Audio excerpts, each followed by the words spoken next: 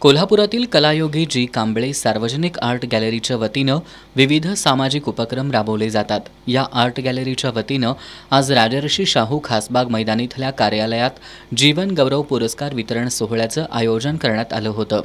आमदार जयश्री जाधव यांच्या हस्ते व्यंगचित्रकार RS कुलदीप, कवी, गीतकार आणि गझल लेखक अशोक वाडकर आणि अभिनेत्री शोभा शिराळकर यांना जीवन गौरव पुरस्कारानं सन्मानित करण्यात आलं।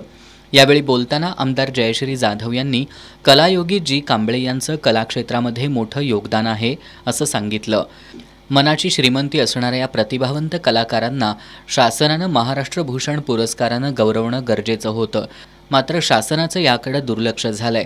आपण स्वतः कलायोगी जी कांबळे यांना मरणोत्तर महाराष्ट्र भूषण पुरस्कार मिळवून देण्यासाठी शासन दरबारी प्रयत्न करणार असल्याची ग्वाही आमदार जयश्री जाधव यांनी यावेळी दिली।